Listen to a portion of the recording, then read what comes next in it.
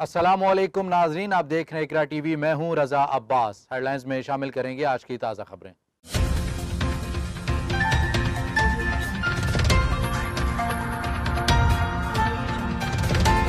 Chief justice ने पंजाब भर की प्राइवेट यूनिवर्सिटियों से मुतल्लिक आज खुद नोटिस ले लिया।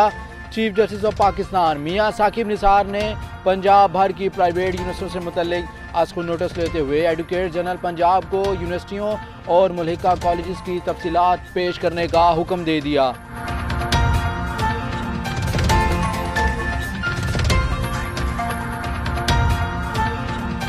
वज़ीर ख़ारजा की अक़वाम मुत्तहिदा सेक्रेटरी जनरल से मुलाकात, मसला कश्मीर पर गुफ्तगू। वज़ीर ख़ारजा शाह महमूद कुरैशी ने अक़वाम मुत्तहिदा के सेक्रेटरी जनरल एंटोनियो गुटेरेस से मुलाकात के दौरान मकबूजा कश्मीर में भारतीय जारियत और इंसानी हकूक़ की खिलाफवर्जियों का मामला उठा दिया।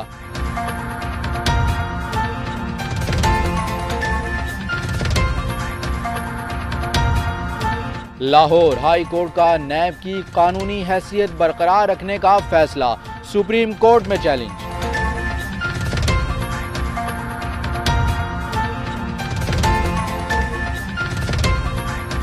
इंडोनेशिया में शदीद ज़लज़ले और सुनामी से 48 अफराद हलाक, 300 से ज़ायद ज़ख्मी हो गए।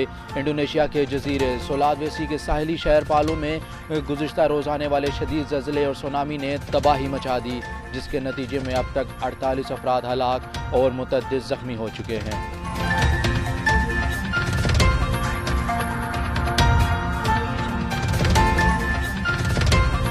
पाकिस्तानियों को जाली वीज़े जारी करने के जुर्म में जनूबी कोरियन सफारती एहलकार को सज़ा।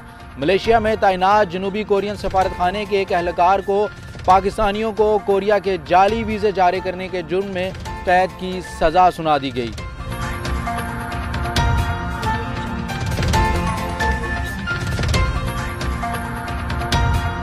ट्रंप ने पाकिस्तान से मिलकर काम करने की हिदायत की थी, पेशरफ न होने पर मायूसी हुई।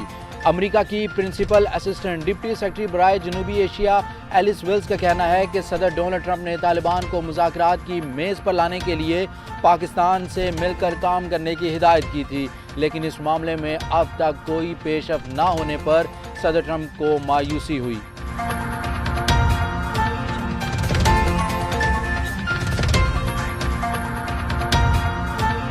ईरानियों की मौजूदगी से मुतल्लिक नेतन्याहू का बयान झूठ का पलिंदा है। इराक के वज़ीर ख़ारजा इब्राहिम अल जाफरी ने कल रात अक़वाम मुत्तहिदा की जनरल असम्बली के 72वें इजलास से खिताब करते हुए कहा, इराक में ईरानियों की मौजूदगी से मुतल्लिक इसराइली वज़ीर आज़म नेतन्याहू के बयान को झूठ का पलिंदा करार दिया है।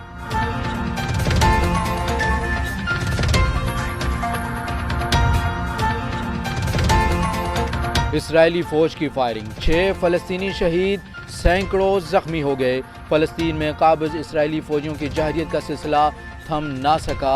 सिहोनी फोर्सेस ने फायरिंग करके 6 फ़लस्तीनियों को शहीद कर दिया।